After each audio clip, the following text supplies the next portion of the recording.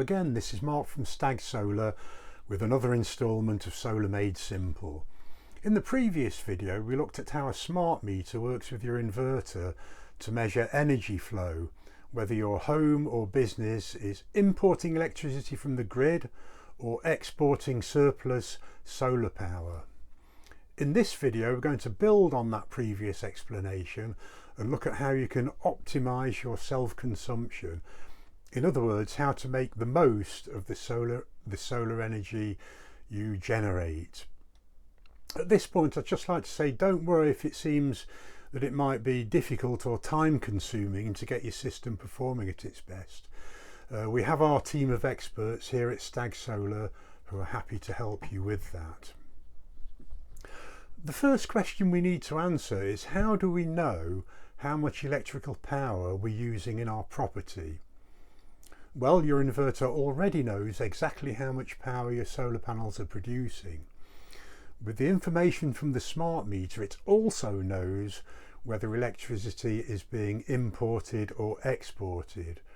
From those two numbers, it's simply a bit of arithmetic for the inverter to work out the actual load, the amount of power your home or business is consuming. So here's a couple of examples. If your panels are generating 2 kilowatts and you're importing 0.5 of a kilowatt, your load is 2.5 kilowatts. If you're generating 3 kilowatts and exporting 1 kilowatt, your load is 2 kilowatts. Now I'm going to show you a few simple animations which demonstrate how power from the solar and the supply interact with the load. The flow of electricity is represented by a coloured dot, red representing imported energy which is chargeable, green representing free energy from sunlight, and orange indicates that self-consumption is partially optimised. The first scenario shows the situation where no solar energy is being generated and the load is drawing solely from the grid. This of course occurs every night. The energy is red, thus chargeable, so it would be a good idea in this case to look at your usage and see if there are any loads such as heating, washing machines, EV charging and so on, which could be moved to daytime use when free solar PV energy is available.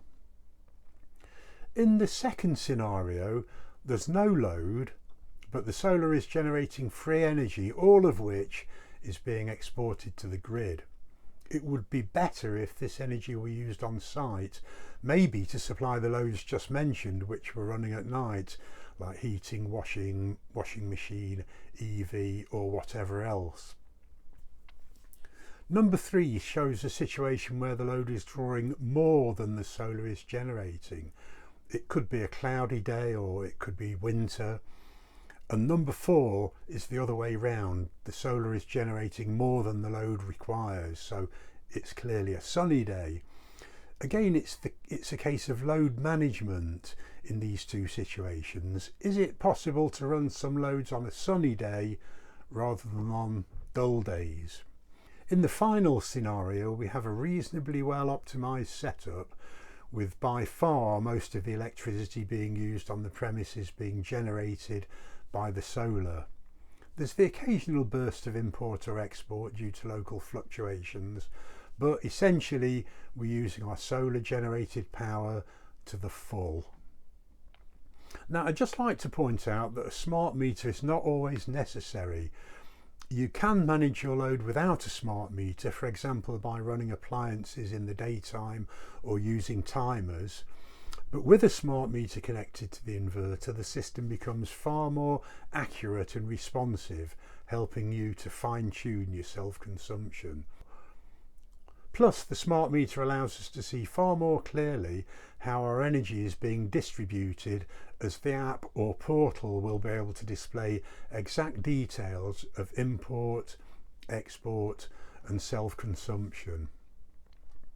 So in summary then, the inverter knows how much power your panels produce, the smart meter tells it whether you're importing or exporting, and from those two numbers the inverter calculates your load in real time.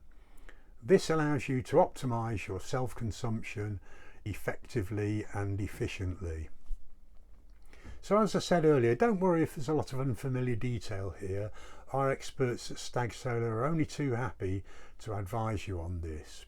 But it's goodbye for now, and we wish you all the best on your solar journey.